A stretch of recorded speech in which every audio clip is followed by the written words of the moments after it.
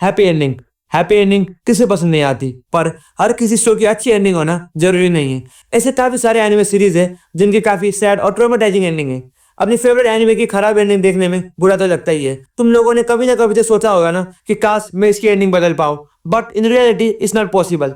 पर अगर तुम्हें मौका मिले कि तुम एंडिंग चेंज कर पाओ तो तुम किस हद तक जाओगे। आज हम जिस एनिमे के बारे में बात करने वाले हैं उसकी स्टोरी कुछ वैसे ही है, और हाँ, टाइटल कोई क्लिकबेट नहीं है। In my opinion it is really better than मुश्किल टेंस। और ये वीडियो पूरा देखने के बाद तुम्हें भी वैसा ही लगेगा। जेन्सु, ये जेन्सु नहीं, जेन्सु। Sir joke.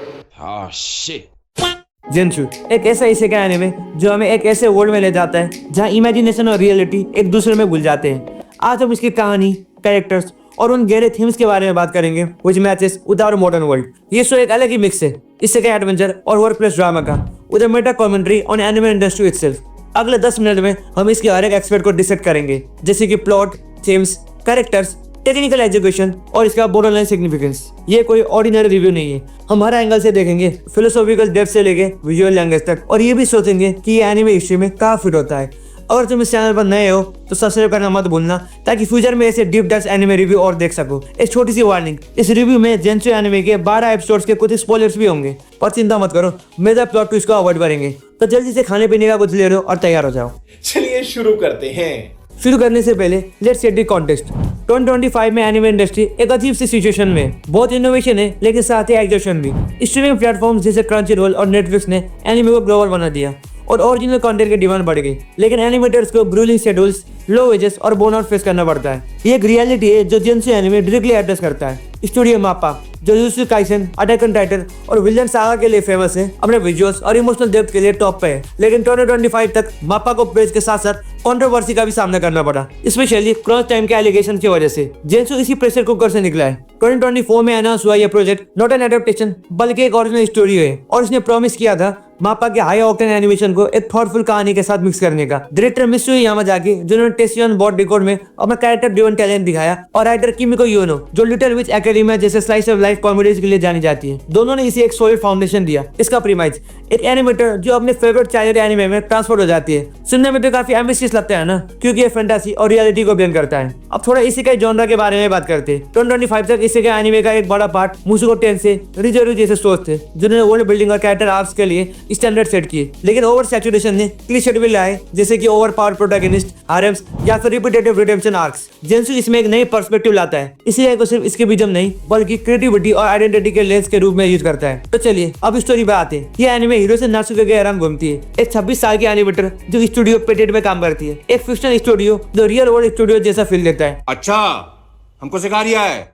नासु को एक प्रोडिजी है। उसका debut short film Flicker of Dawn viral हो गया था अपने रो इमोशंस के लिए। इस सक्सेस ने उसे एक ड्रीम प्रोजेक्ट दिया, एक रोमांटिक कॉमेडी फिल्म डायरेक्ट करने का, जो फर्स्ट लव पे बेस्ड है। लेकिन प्रॉब्लम ये है कि नासु को, जो सुशी से बहुत विड्रॉन है और अपने क्राफ्ट पे फोकस है, अभी प्यार में नहीं पड़ी। डेडलाइन का प्रेशर और स्टोरी से कनेक्ट ना कर पाने की वजह से वो ब्रेक हो जाती है। उसकी कलीग्स उसके टैलेंट को एडमायर करते हैं, लेकिन उसकी ऑकवर्डनेस को सेज करके दूरी बनाए रखते हैं। स्टूडियो का काफी प्रेशर था और उसे क्या करना है कुछ भी समझ नहीं आ रहा था, जिसकी वजह से नासु को अपने डेस्क पे कोलैप्स हो जाती है। अपने फेवरेट चाइल्डहुड एनिमे और टेल ऑफ पेरिसिंग का डीवीडी पकड़ के जब वो आंख खोलती है, वो टोक्यो में नहीं होती, वो खुद को पेरिसिंग के वार टाउन वर्ल्ड में पाती है। एक डार्क फैंटेसी सीरीज जिसको अच्छी तरीके से जानती है। पहले तो वो बहुत कंफ्यूज होती है और सोचती है कि ये चल क्या रहा है, पर अपने इन्वायरमेंट को देख के उस सिचुएशन को समझ जाती है। आगे वहाँ पर कुछ वर्ड्स अदा करते हैं। अरे हाँ, तुम लोगों को वर्ड्स के बारे में तो नहीं पता होगा ना, ज्यादा जानने की जरूरत नहीं है। इतना समझ लो कि इस एनिमे के मेन एंटागनिस्ट है, क्योंकि असली विलन तो खुद यहाँ के इंसान ही है। यार, बोर्ड से सामना करते वक्त नासुको को एक यूनिक एबिलिटी मिलती है, जिससे वो कुछ भी ड्रॉ करे और रियल हो जाती है। ऐसी पावर को एक्सपीरियंस करने के बाद पेरिसिंग के ट्रैजिक एंडिंग को रिएक्ट करना उसका मिशन बन जाता है। अब तुम लोगों का सवाल होगा कि मैं इसे ट्रैजिक एंडिंग क्यों कह रहा हूँ। वो इसलिए क्योंकि जिस वर्ल्ड में वो है उसके एंड में सारे कैरेक्टर्स मर जाते हैं, including the hero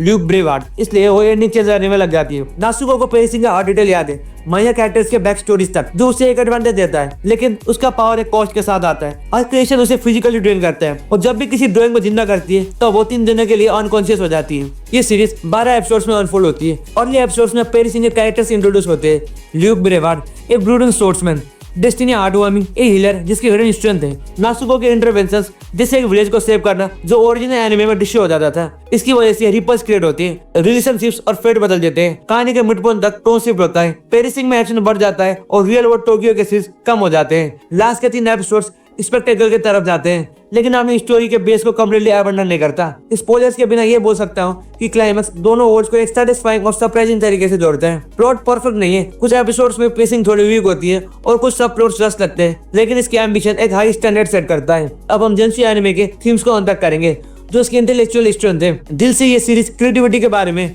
not a film romanticize version, बल्कि वो टफ थैंकलेस रियलिटी। नासुका टोक्यो लाइफ बर्नआउट एक परफेक्ट एग्जांपल है। ओनली सीन्स में वो खाना स्किप करती है, फैमिली के कॉस्ट इग्नोर करती है और एक सिंगल फ्रेम को परफेक्ट करने में ऑब्सेस हो जाती है। उसका क्यूबिकल विद फ्लिकरिंग लाइट्स एक जेल जैसा लगता है। ये कोई गेस नहीं है, जेंसी एनिमे रियल वर्ल्ड इश्यूज से इंस्पायर्ड है। जापान में एनिमेटर्स अक्सर हफ्ते में 7 घंटे काम करते हैं। सीरीज में स्टूडियो पीरियड के एग्जीक्यूटिव्स जो प्रॉफिट को आर्ट से ऊपर रखते हैं, एक पॉइंटेड क्रिटिक जैसा लगता है। नासुको का स्ट्रगल एक रोम बनाने का जिसको समझ नहीं पाती उस डिस्कनेक्ट को शो करता है जो एनिमेटर्स फील करते हैं जब कॉमर्शियल प्रोसेस पे फोर्स किया जाता है। इसके वर्ल्ड में क्रिएटिविटी लिटरली पावर बन जाता है। इस सीरीज एक बड़ा सवाल उठाती है कि क्रिएटिविटी लिबरेशन है या सैक्रिफाइस। सीरीज को इजी जवाब नहीं देती। पहले सीक्वेंस नासुको के विक्ट्रीज हीरोइक लगते हैं, लेकिन उसकी हेल्थ का डिटोरेशन डार्क का सच्चाई बताता है। आर्ट दूसरों को बता सकता है, लेकिन आर्टिस्ट को खत्म कर सकता है। जेंसी एनिमे का एक और थीम है नॉस्टैल्जिया और टेल ऑफ पेरिसिंग नासुको का कंफर्ट एनिमे है। एक फ्लॉट सीरीज जिसको क्रिटिक्स ने प्यार किया था और इस वीक प्लॉट और डेटेड एनिमेशन और इसका हर सीन, हर माया कैरेक्टर, इवन फिलर आंख तक याद रखती है। ये ऑब्सेशन उसे पेरिसिंग में ग्राउंड करता है, लेकिन साथ ही अपडाइन भी करता है। लुक ब्रेवर्ड जिसको इतना आइडलाइज करती थी उतना हीरोइक नहीं है। वो एरोवेन ने रैश डिसीजंस लेता है। उसको मीट करना उसे नॉस्टैल्जिया के डिस्टॉर्शन फेस करने पर मजबूर करता है। जैसे हमें बचपन का फेवरेट शो रिविजिट करने पर एहसास होता है कि वो परफेक्ट नहीं था। क्या बोला तूने? जैसे हमें बचपन का फेवरेट शो रिविजिट करने पर एहसास होता है कि वो परफेक्ट नहीं था। मायला तेरा तो गेम बजाना पड़ेगा।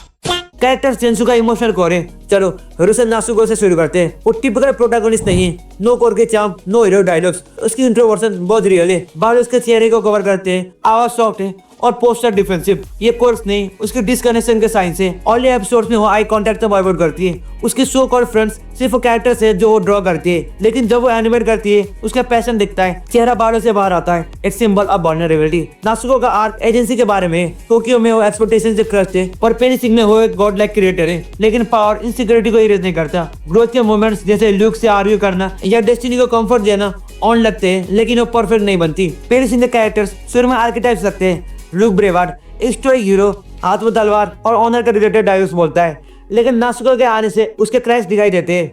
वो गिल्ट से ड्रिवन है, फेट से नहीं। उसका आर्क जो नासुको के रिलेट से सेव होता है, ये एक्सप्लोर करता है कि क्या हीरो सफरिंग के बिना एग्जिस्ट कर सकते हैं। ये इंटरेस्टिंग है लेकिन लिमिटेड। ल्यूक ज्यादातर नासुको की स्टोरी का पार्ट लगता है। अब बात करते हैं जेंसी के टेक्निकल एग्जीबिशन की, जहाँ माप्पा ट्रूली शाइन करता है। इन कॉन्ट्रास्ट एनिमेशन एक मास्टर क्लास है। टोक्यो के सीन्स में म्यूटेड ग्रेस और ब्लूज है, कैट फेविंग के साथ जो क्लोस्ट्रोफोबिया फील कराता है। नासुको का डेस्क क्यूबिकल डिटेल से भरा है, crumple papers, flickering monitors etcetera. पेरिसिंग का ओल्ड एक कलर का मिक्स है, crimson skies, emerald forest, golden magic etcetera.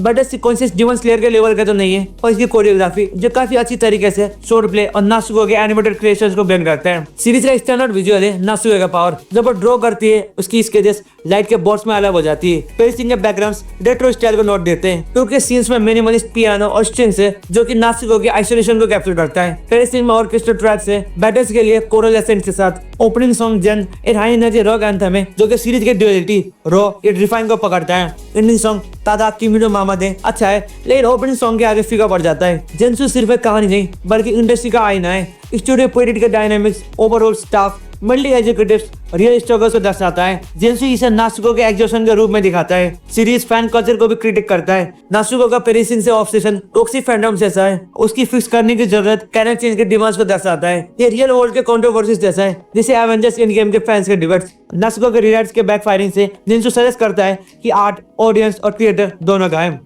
जेंसु का स्ट्रेंथ ऑब्वियस है, थीमेटिक एम्बिशन, विजुअल स्प्लेंडर और नासुको का आर्क इसे का को रियल वर्ल्ड स्टेक से रिलेट करता है और मापा का एनिमेशन मीडियम के लिए प्यार दिखाता है।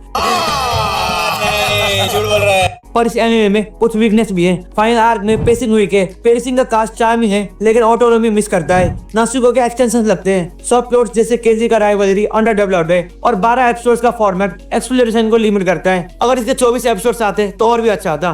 ग्लोबल जेंसु क्रिएटर्स के लिए रिजोनेट करते हैं। क्रंची रोल पे स्ट्रीमिंग सक्सेस दिखाता है कि रेलेवेंट है, बड़े डिमन स्लेयर जैसा जगरनॉट नहीं। जेंसु एक फ्लॉट मास्टरपीस है, एक एक्सपेरिमेंट जो फैंटेसी और रियलिटी, क्रिएटिविटी और कोलैप्स दोनों को ब्लेंड करता है। अगर रेटिंग की बात करें तो मैं इसे 10 में से 9 दूंगा। तुम लोग इसे कितने दोगे नीचे कमेंट्स में बताओ, और इसे देखने के बाद तुम लोगों का क्या ख्याल है। जिनसे के थीम्स ने दिल छुआ या फ्लो ने डिस्टर्ब किया, ये भी कमेंट्स में शेयर करो। आते ही कितने दो तो मैं खुद ही करता हूँ। ਹੱਸਦੇ ਚਿਹਰਿਆਂ ਦਾ ਮਤਲਬ ਇਹ ਨਹੀਂ ਹੁੰਦਾ ਕਿ ਉਹਨਾਂ ਨੂੰ ਕਦੇ ਕੋਈ ਤਕਲੀਫ ਨਹੀਂ ਹੁੰਦੀ। ਉਹਦਾ ਮਤਲਬ ਇਹ ਹੁੰਦਾ ਕਿ ਇਹਨਾਂ ਨੂੰ ਤਕਲੀਫਾਂ ਨਾਲ ਡੀਲ ਕਰਨਾ ਹੁੰਦਾ। बिल्कुल सही। खैर, अगर ये डीप टाइप पसंद आया तो लाइक और सब्सक्राइब करना मत भूलना। इसे अपने एनिमे फैन दोस्तों के साथ शेयर करो। और अगर तुम्हें और इससे के एनिमे देखने का मन है तो ये वाली वीडियो देखो, मैंने कुछ रिकमेंडेशंस दिए। तो चलो अब मिलते हैं इस वीडियो पर, तब तक के लिए सायोनारा।